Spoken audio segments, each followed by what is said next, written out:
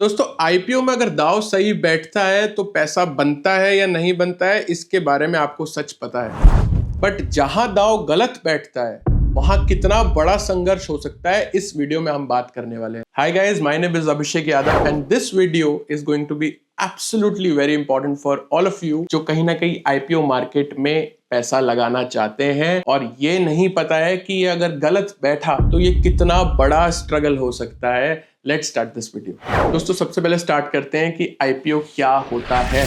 IPO is initial public offering. जब कोई भी एक प्राइवेट कंपनी फर्स्ट टाइम अपने शेयर्स को पब्लिक के लिए लिस्ट करती है और कहती है कि एक काम कीजिए, अभी तक तो ये कंपनी हमारी थी सिर्फ प्राइवेट, अब हम चाहते हैं कि पब्लिक भी इस कंपनी का हिस्सा बने और अब हम इस कंपनी को एक आईपीओ के माध्यम से लिस्ट करते हैं। तो कंपनी कहां लिस्ट हो सकती है? स्टॉक एक्सचेंजेस पे लिस्ट हो सकती है। मेजर दो स्टॉक एक्सचेंजेस कौन से हैं? One is the national stock exchange and the other one is the Bombay stock exchange. दोस्तों आगे चलते हैं और समझते हैं कि किस किस टाइप के आईपीओस हो सकते हैं। मेजरली दो ही टाइप के आईपीओस हैं। One is the fresh issue and other one is the offer for sale. पहले समझते हैं फ्रेश इशू क्या होता है। फ्रेश इशू वो होता है जहां कंपनी ये कहती है कि अब हम आपको हिस्सा बनाएंगे और उसके लिए एक fresh lot of shares issue करेंगे। मान लीजिए कंपनी के पास 1 लाख शेयर्स हैं, अभी तक वो प्रमोटर्स और पुराने इन्वेस्टर्स के पास है प्राइवेट स्पेस में। अब कंपनी सोचती है कि अब हमारे को शायद और पैसा चाहिए, we are expecting sort of a growth in future. हमारा पैसा खत्म हो गया, अब हम पब्लिक के पास जाते हैं और उनको समझाते हैं कि see this is our business model and this is what we are going to do. अब आपको अगर अच्छा लगता है तो you also become a part of our company और उसके लिए हम क्या करेंगे? फ्रेश शेयर्स इशू करेंगे आपके लिए। तो उसमें क्या चीज हो रही है कि जो पुराने प्रमोटर्स और इन्वेस्टर्स हैं उनका शेयर डाइल्यूट हो जाएगा। 1 लाख शेयर से अब मान लीजिए 50,000 शेयर्स और इशू करें तो 1.5 लाख शेयर्स हो गए। पुराने 1 लाख शेयर्स के बाद अगर कंपनी कहती है कि हम 50,000 शेयर्स और इशू करेंगे तो पुराने शेयर होल्डर्स की इक्विटी जो होगी वो डाइल्यूट होगी क्योंकि पब्लिक अब उस कंपनी का हिस्सा बन रही है, राइट। दूसरा होता है offer for sale. Offer for sale का मतलब ये होता है कि जहां पुराने इन्वेस्टर्स और प्रमोटर कंपनी का ये कहता है कि अब हम फ्रेश इशू नहीं लेकर आएंगे, हम अपना ही हिस्सा बेचेंगे आपको। मान लीजिए पुराने प्रमोटर्स और इन्वेस्टर्स के पास 100% शेयर्स हैं। अब वो कहते हैं पब्लिक को कि हम आपको 25% स्टेक बेच रहे हैं, आप इन्हीं स्टेक का हिस्सा बनिए, आप हमारे से ही शेयर्स खरीदिए। तो जब ऐसा पब्लिक करती है तो वो सीधा पैसा आता है प्रमोटर की जेब में या इन्वेस्टर्स की जेब में, क्योंकि इन्वेस्टर्स और प्रमोटर आपको अपने शेयर्स बेच रहे हैं। तो अभी तक आपने समझा कि क्या होता है फ्रेश इशू और क्या होता है ऑफर फॉर सेल। दोस्तों अब हम बात करेंगे तीसरे सेक्शन ऑफ आवर वीडियो कि ऐसा क्यों किया जाता है। Why do promoters bring offer for sale या फ्रेश इशू। ये बहुत ही इंपॉर्टेंट टॉपिक है बिकॉज यहां आप समझेंगे कि एक कंपनी जब एक आईपीओ लाती है तो उसके पीछे उसके दिमाग में क्या चल रहा होता है, आप उसके इन दोनों स्टाइल्स में से समझ सकते हैं। जब कंपनी एक फ्रेश इशू लेकर आती है उसका मतलब ये है कि कंपनी के प्रमोटर और जो पुराने इन्वेस्टर्स हैं, प्राइवेट जब वो कंपनी थी, they are very confident about the growth of the company. वो कहीं ना कहीं ये सोच रहे हैं कि हमारा बिजनेस रॉक सॉलिड है, बहुत ही अच्छा चल रहा है, लेकिन हमारे पास पैसे नहीं है और इन्वेस्ट करने के लिए। तो what we will do is we will bring more investors public into our company।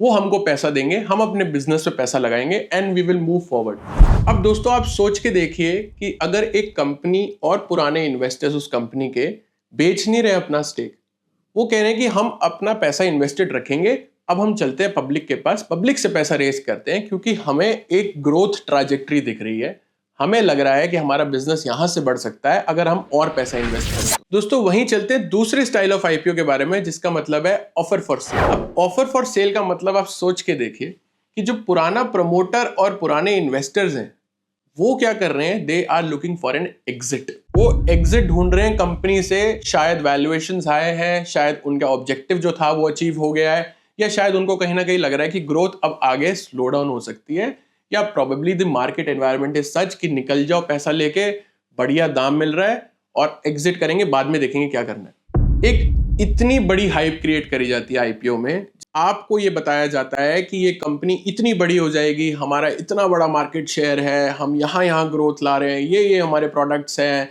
This is our beautiful tech platform, ये सब चीजें बात करी जाती है, और वैल्यूएशंस पे वो कभी भी बात नहीं करते, क्योंकि वैल्यूएशन को ही वो यूज करके आपको अपनी कंपनी का शेयर बेचते हैं इतने महंगे दाम पे, जो अभी थोड़ी देर में हम एक एग्जांपल देखेंगे कितना पेनफुल हो सकता है उन रिटेल इन्वेस्टर्स के लिए जो ऐसी कंपनी में इन्वेस्ट करते हैं। अब दोस्तों, आपको ये पता चल गया है कि जब भी एक आईपीओ आता है तो आपको सबसे पहले ये समझना है कि प्रमोटर अपना शेयर बेच रहा है या अपना शेयर रख के आपको और शेयर्स इशू कर रहा है। कहीं ना कहीं इससे आप उस कंपनी के बैकग्राउंड साइकोलॉजी समझ सकते हैं कि वो ऐसा क्यों करना चाह रहा है। क्या वो कंपनी आपको अपना स्टेक बेच के अच्छे महंगे दाम पे निकल रही है साइड गली से, और कल को जाके जब वो शेयर गिरेगा तो वही कंपनी आपसे कम दाम पे खरीदेगी?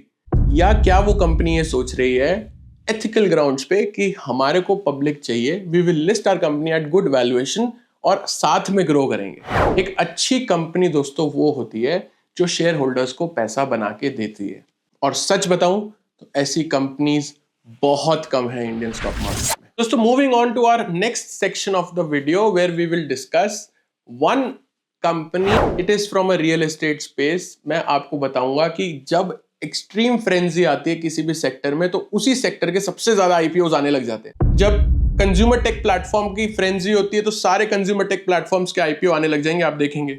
ऐसे ही 2008, 9 और 10 के टाइम पे बहुत एक्सट्रीम फ्रेंजी थी रियल एस्टेट मार्केट, और वो टाइम था जब हमारे पास रियल एस्टेट को गवर्न करने के लिए ना तो रियल एस्टेट की कोई रेगुलेटरी बॉडी थी और ना ही रियल एस्टेट को गवर्न करने के लिए कोई स्पेशल एक्ट था।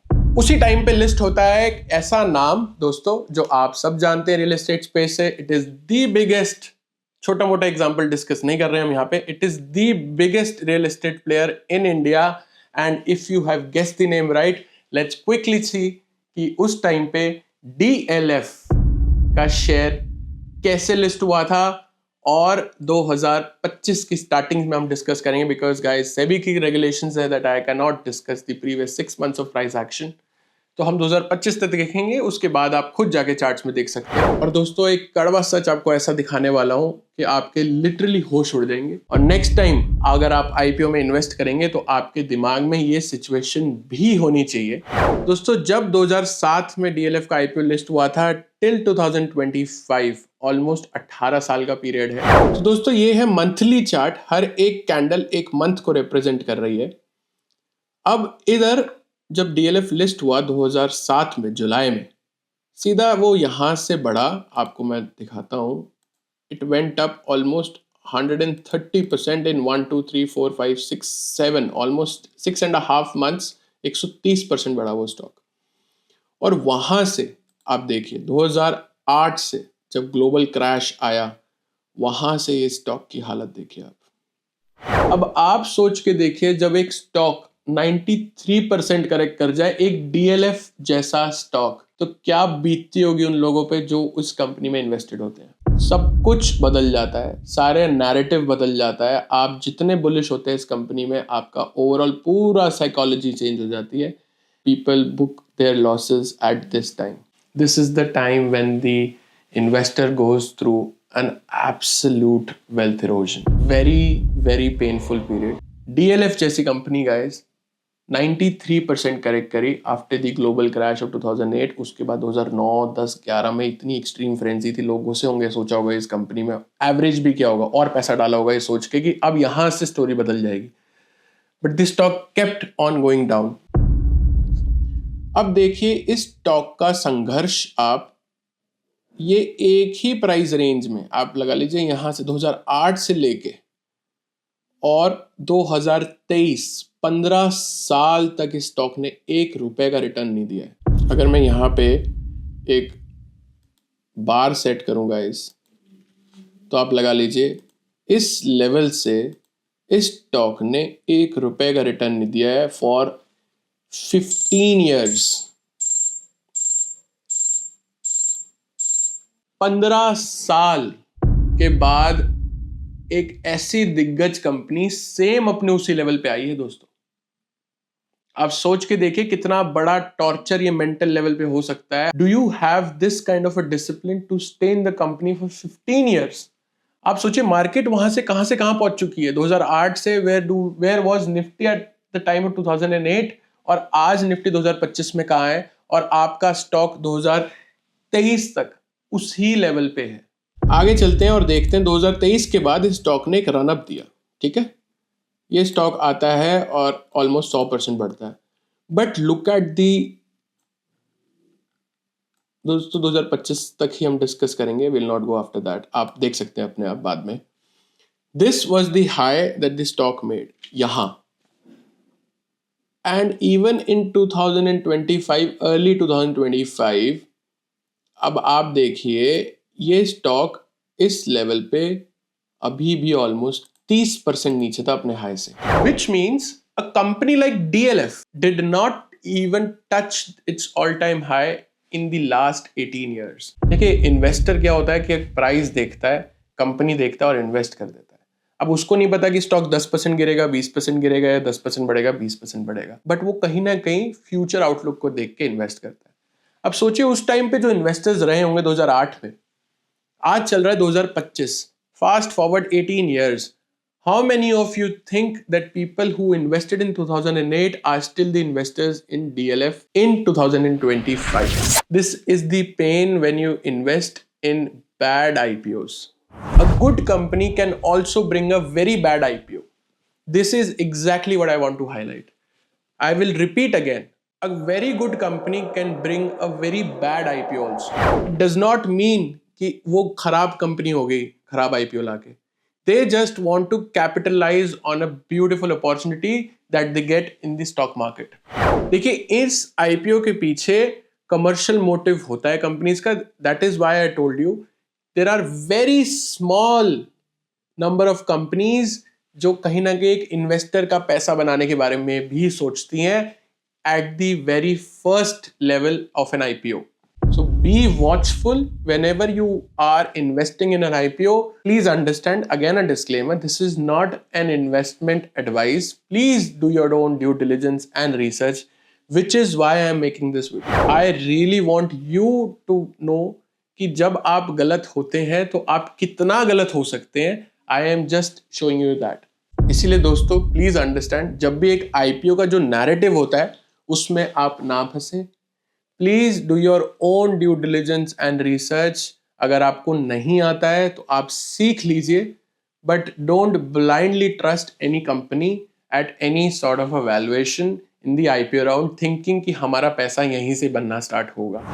दोस्तों जल्दी से आपको दे देता हूं मैं एक रिकैप कि आपने आज क्या सीखा. आपने सीखा कि एक IPO क्या होता है, उसके बाद आपने सीखा कि किन दो टाइप के IPOs होते हैं. One is the fresh issue and other is the offer for sale. उसके बाद हमने सीखा कि फ्रेश इशू और ऑफर फॉर सेल में प्रमोटर और प्रीवियस इन्वेस्टर्स की साइकोलॉजी क्या होती है. दोस्तों फोर्थ सेक्शन में हमने देखा कि एक कंपनी जो सब जानते हैं इंडिया में, the biggest real estate player which is DLF, जब वो लिस्ट हुआ 2007 में, 2007 से लेकर 2025 तक उसने कैसा परफॉर्म किया.